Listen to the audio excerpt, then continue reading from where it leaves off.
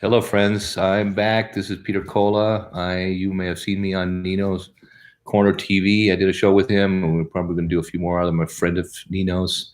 I do some writing for him. I also write a blog, paulorpeter.com. Mainly, that blog is about, or it had been in the past, about mind, body, and spiritual therapy, mind, body, and spiritual applications of healthcare treatment using the God-given skills, God-given things that God has presented to us, especially in the Word of God, the Word, to use as tools for taking our health care into our hands, claiming it, and using it in the way it was supposed to be. That's basically a mind, a body, and a spiritual application of therapy, evaluation, treatment, and life. I wrote a couple of books. One of them is called Heal Yourself for God's Sake. And that's this one. Focus there now. And it is a tabulation of 35 years of practicing physical therapy in my own clinics, thousands of patients, uh, injecting the God, especially in the last 10 years, into the scenario and watching the results happen, watching the miracles occur. I wrote about the miracles, about the various things that happened in that book, try to explain them the best I could. And then in the second book I wrote, which is called Quantum Ascension, I basically, in this book, ask God, how does it work? And he lets me know through visions, through interpretation of visions, through different kinds of writings that he's thrown in front of me, or different people that have come into my life, or various miracles. And so I just, again, write it down. As I've been doing with Nino, I've been helping him a little bit. He's had me doing a little bit of sports commentation. I do a little bit of writing here and there, and then also been trying to throw it into the realm of medical, spiritual care. Allowing my friends, my followers, or even some patients to apply these truths to their own lives in order to facilitate healing. That's what it's all about: growth, Ascension. This film, this blog that I wrote on paulorpeter.com is called Juan O Saven, Nino. Everybody's saying it. Watch the waters and pray. Now, how exactly do we do that? What is going on in the world? Floods in the subways, New York, Washington, all across the United States. You call those floods? You should see what's going on in Europe. Well, entire villages, some 2-3 meters underwater. 6 feet to 9 feet for people that don't know what a meter is. And cars rushing through the street in these rivers that are floating like corks. It's crazy, And if you think, oh, that doesn't matter, not my home, not my kids being drowned, then you, my friend, are not part of the solution. In my opinion, you're part of the freaking problem.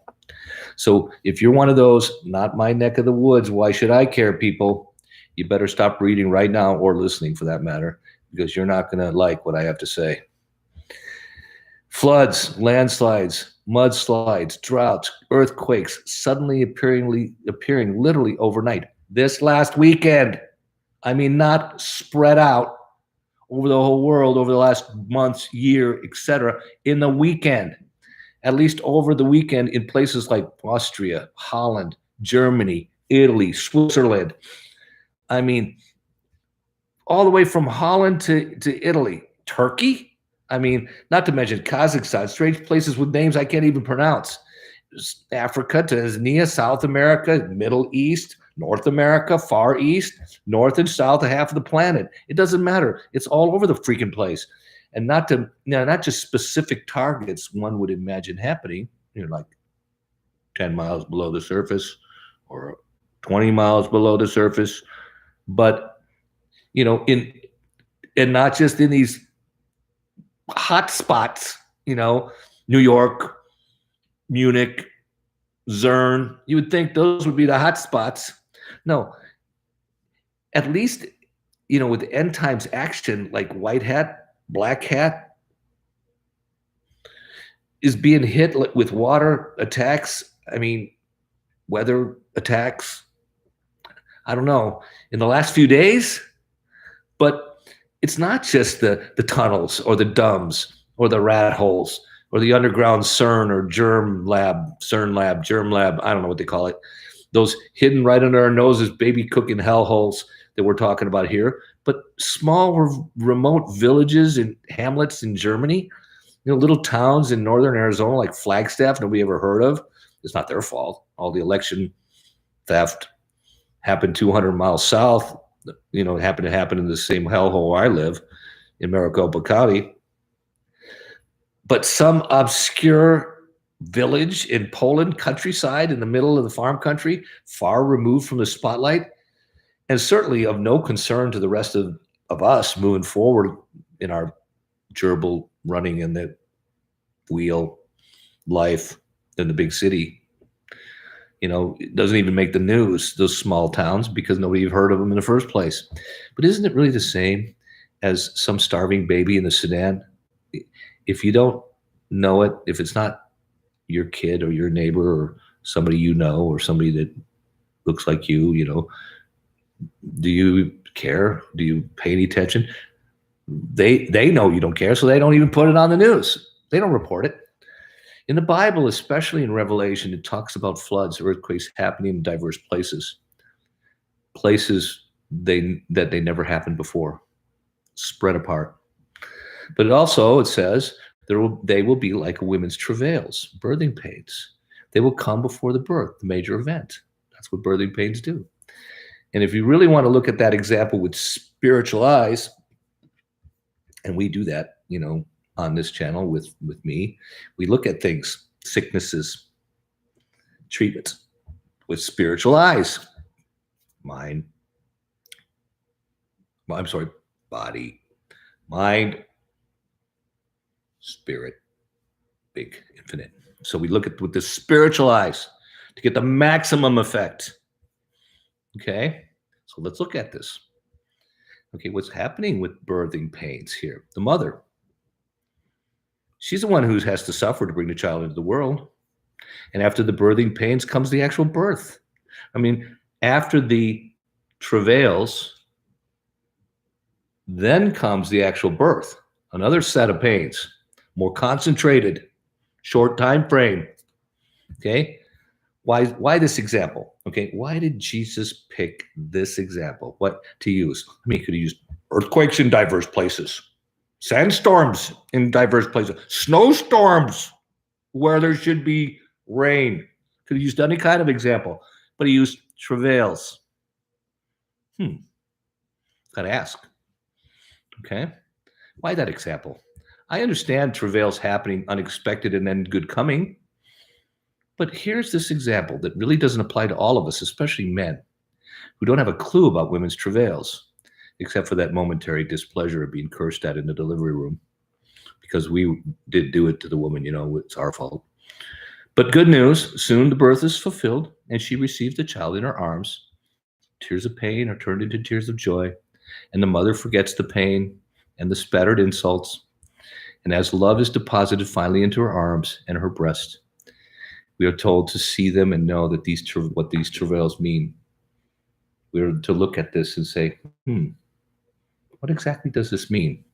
Knowing and understanding is also passing that information on to others, so they too can see and make it a reality in their life. Is it possible? Is it possibly why these travails are happening in such diverse places, seemingly to the innocent?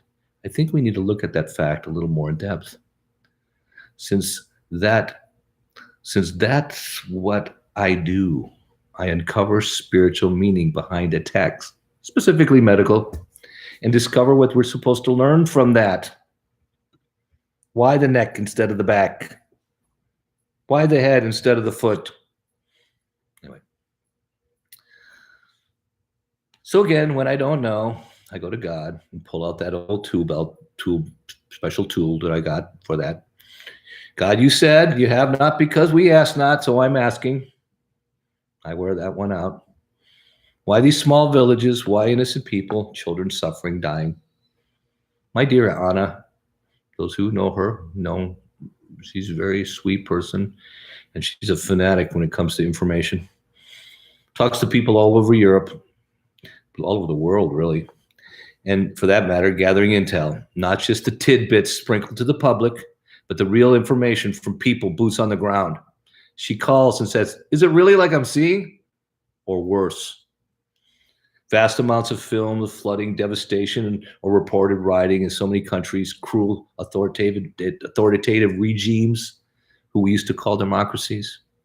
England, France, Holland, who are forcing their will on their people nearly at gunpoint, using every dark tactic possible to force their people to take the, and buy into the narrative that we all know is based on a lie. Election, chicken thief, theft. It really boils down to people being harassed to the point of revolution throughout the whole world because of some eugenic agenda.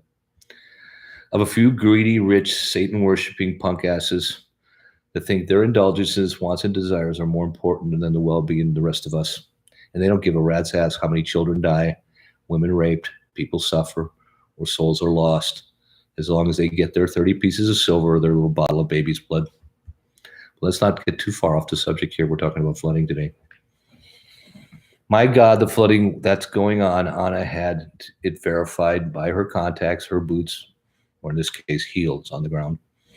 And it actually was worse than we've been told. She has direct contacts in Italy, Holland, Germany, and of course, Poland, also in Romania, getting intel that being suppressed even through the normal, usual internet sources. When they said, watch the water, it's going to be biblical, well, that falls under the no shit Sherlock category. I spoke with my mentor, Peter, in Pagosa Springs, and his wife, Rebecca, jumped in, which she never does that, almost crying, telling me, tell Nino that the people need to pray. Now, when this woman says that, I pay attention, okay?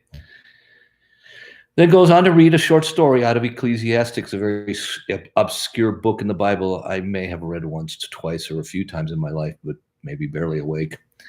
The point is, the people in general don't really know how to pray. And it's not the way these self-righteous preachers show everyone else, basically being the only these guys and others like them that have the angle on it.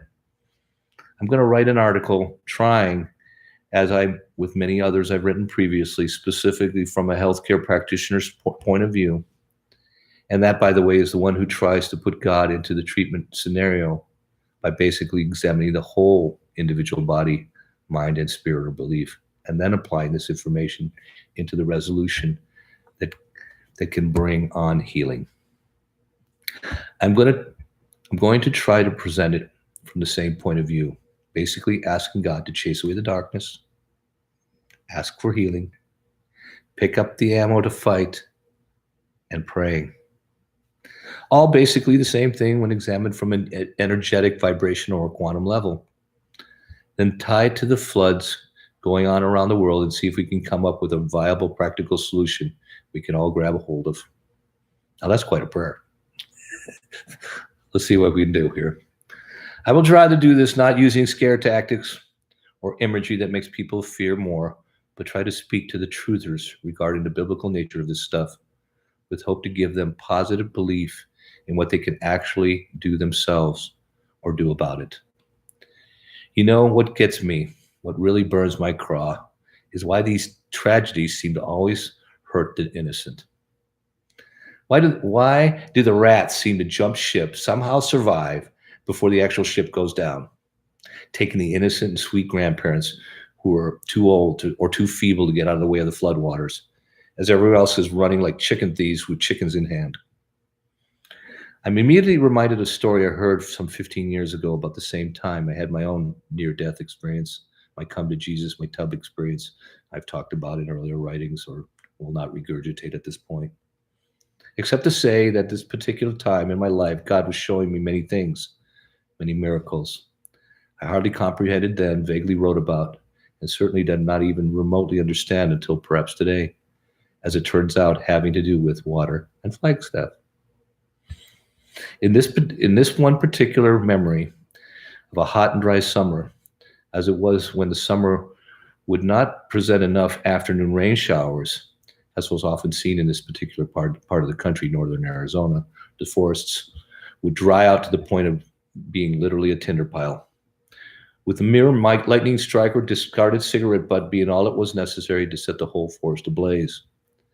So they do on occasion close the forest or forbade the campers from building fires, or sometimes both drastic extremes. And so was the case on this particular summer. But now it stands, there's always one or another limp dick who thinks he wants or desires outweigh the risks and hurts opposed to others. Like some moron wannabe Mario Andretti who drives down the freeway 135 miles an hour in his souped-up Flintstone-mobile that is designed at best to go 60. The dumbass crashes, and especially if alcohol is involved, usually walks away, but not after taking an innocent woman or a couple children down with him. So was it in that particular summer, one or another dumbass decided he wanted to camp even though it was forbidden. Either he ran off or stumbled off drunk and left his fire, which quickly broke out and consumed the entire side of the mountain, the east side of town. At high elevation or even higher pitch, only due to the winds being like a blast furnace made it impossible to get the thing under control. And the fire burned nearly to the edge of the houses, far below the foothills of this great mountain. This kind of attack, a real spiritual one that has serious curse behind it, never precipitates all of its destructive power until well after the attack seems gone. And so it was with this one. That's how it is with those big ones. About 2 months later, the rain season started, and anybody who lives around the great mountain will tell you that they seem to attract the storms like flies to the sugar. And it wasn't long before the major monsoon rains began, except this time there was no trees, no undercover, no grass to hold the rain as the mountain was being drenched by millions of gallons of downpour. The rains poured the mountain, gathered speeds and volume like a big wave crashing to some unknown sandy beach somewhere.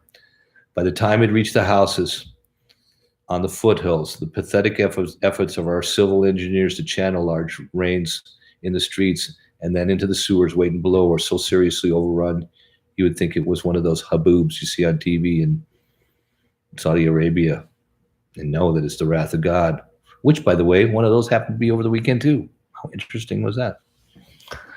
Long before the major wave comes crashing down the streets, they are already flowing like a small river.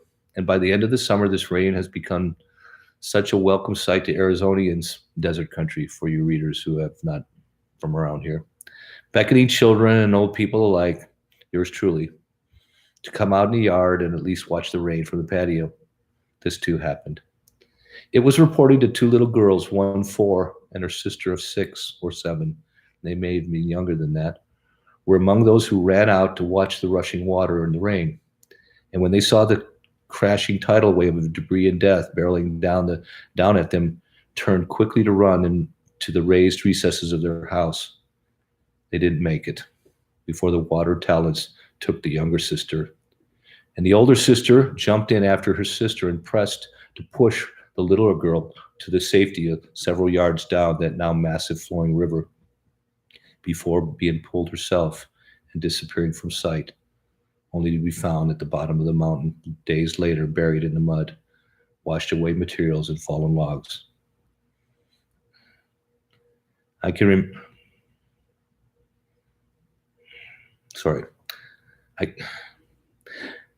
remember crying at the thought of this little girl giving up her life.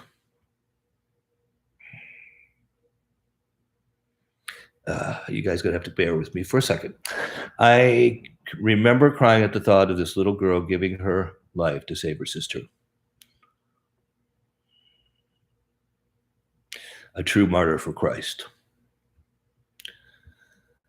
But more than that, my own anger towards this asshole who only thought of his own selfish act that had caused the tidal wave of water to occur in the first place.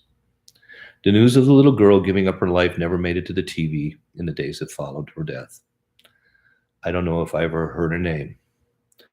Often, as the news doesn't report stuff like that, but especially when it happens to the more poor parts of town, as this was, or in the off-grid location, that people hardly notice if they did. What exactly is traverse in diverse places? That is, although this happened many years ago, but it's happening now. Austria, Germany. There are children dying there too. Women, innocents, people. Why does it happen to the innocent and not in mainstream Hollywood or Wall Street? Maybe it's because travails happen to the mothers. So they will know when the baby is coming and they will be prepared, looking, expecting the imminent knocking on the door. We are the bride. The signs are for us to see, comprehend, watch for Jesus to appear in the clouds, the major event, the actual birth. So Rebecca is right. We do need to pray. But here again, pray for what and how? Even Juan O Saven is telling everyone to pray. I'm not a pastor, nor even a righteous man. Of this, I've been guilty of trying on occasion. But in the spiritual realm, in the application of applying spirituality or godly truths to the healthcare or the health treatment area, I am an expert, licensed, okay, experienced. Expert because of experience, the desire to do it, the acknowledgement or saying yes when I was asked, the courage of not turning away from the truth even when being slandered, threatened, attacked, and the honor of being given the wisdom from God who has deemed me able to express it in writing a word. The very act of asking God for understanding is prayer. The very act of saying to God, I have not because I ask not, so I'm asking, is prayer. Every time we include him in our daily lives, not just casually ignore him, but realize he is there and actually recognize he is. Throw out that simple thought or that question, what do you think about this or that? Or even simply look at what I found.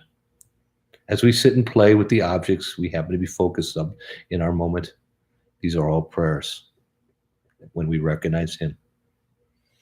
The best kind of prayers. The prayers between a father and son, a daughter and a father, two friends. I wrote a story that captures this image as well as one painted before me. Actually, I wrote it as a part of a book, The Father's Love, one of many I finished but yet to publish. Part of the story was released in my last book, Quantum Ascension, but I think it's appropriate to tell it here, at least in part. So I'm going to go on and read this here.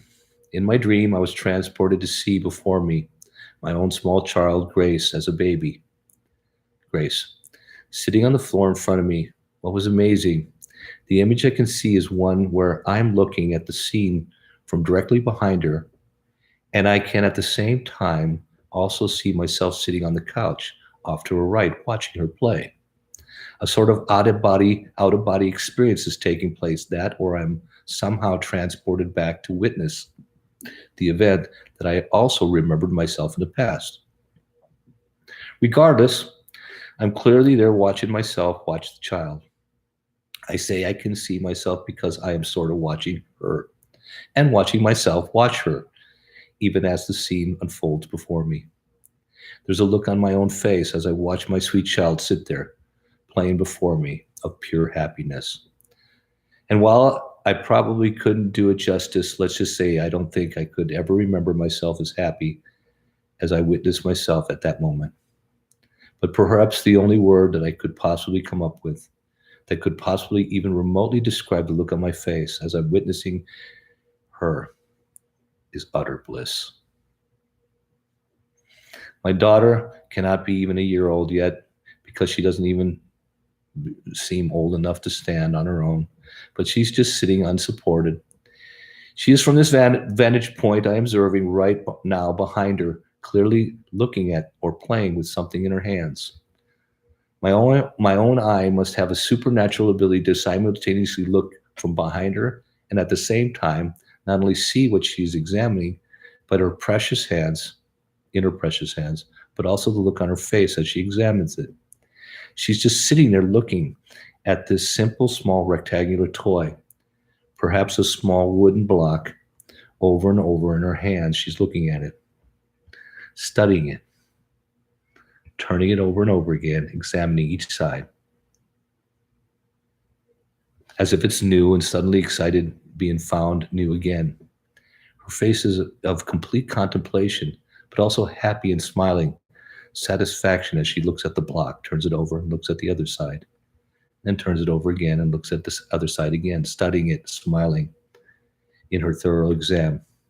I think I even hear her softly, with a quiet, soft, cooing voice sound as she discovers the new side. Ooh, hmm, ooh, over and over. The words she says soft and is relaxing to my ear as the wave of symphonic images that bathe my sight in beauty, love, and joy. I'm amazed at her complete peacefulness and thoroughness she places on this simple item, locking it in her gaze, not wanting to miss a single atom of this precious treasure that has suddenly found its way into her hands. Over and over, she turns the block over, examining it, and excited again to find a new, different side, a different color, an image carved in it. And for the moment, she almost seemed to get so enamored by her activity, she almost forgot I was there. But suddenly she stops and turns, needing to make sure that I'm there. She looks up at me, sitting on the couch next to her, and watching her, and smiles. She gives me a happy, satisfied smile, almost as a response to me watching her. And as quickly as that, she returns her gaze to the object of her attention. Because just as fast as she looked at me, she was right back at looking at the block again, starting to rotate it in her hand and examining it one side and the other. Again, my spiritual eyes goes back to myself sitting on the couch and the look on my own face. As I seem to realize myself, she was just making sure I was there, her father, safely watching her as she plays. A wave of personal satisfaction as my own fatherly self-esteem to know that she must have thought, at least realized with a look on her face, yep, Dad is still there. I am safe, protected, loved, even being watched. Then back to her sitting on the floor, looking at the block and watching. And again, suddenly she stops, but this time reaches out the block, outstretched arms to show her daddy on the couch, the block in her hand. Looking up at him, lifting it up, she smiles at me, clearly wishing to show me the wonderful treasure she has just discovered. I cannot begin to describe the feeling I see on my own face as I look at the wonderful, smiling, bright, loving eyes of my child reaching up and wanting to share her discovery with me, her precious treasure. At this moment, she's giving me a true experience, a true gift in my own life, one I will treasure as a true treasure, a gem, a real golden nugget, all love wrapped up in a single wonderful wooden block. I'm gonna read that one more time. And all love wrapped up in a single wonderful wooden block, an image of utter joy, pure bliss that I'll remember for the rest of my life. This I feel in my heart and realize immediately in my thoughts is the definition of true worship and prayer. God does the exact same thing with each and every one of us as we sit and discover the world He created for us. And like I saw myself, He watches with infinitely more love than I could possibly comprehend. And He watches all of us as mere children examining simple wooden blocks He gives us each day. And if I can sit there and feel a wave of utter joy as she holds up the block and to share this new discovery with me, how much infinitely more does our Father in heaven feel when we take but a moment in our busy lives and hold up our own discoveries to Him and ask Him what he might think. God loves to watch us experience His gifts. God loves more when we look to make sure He's watching, and loves it the most when we reach out and share our wooden blocks with Him. This is the definition of prayer in this humble healthcare practitioner's opinion. Help me, dear Lord, to remember You're watching, eager and loving in discoveries we have each day. Help me remember to take the moment to reach out and show You. And help me share that information with all my people, all my friends. Well, I'm going to go ahead and post this. I hope you enjoyed it. I hope it helps somebody somewhere. If it does, great. If you want to get a hold of either one of my books, check them out at paulorpeter.com. There's contact information. Like I said, they're available on Amazon. There are also links. I usually put a link at the bottom of these pages where you can order the book, as well as direct links to videos, other videos, and Nino and David Nino Rodriguez, good friend of mine, and we both he's hard at work trying to bring the truth to people, setting people free from the slavery of these institutions. If you like what you saw, you could become a subscriber. I finally figured out what the word was. You can become a subscriber, like the video.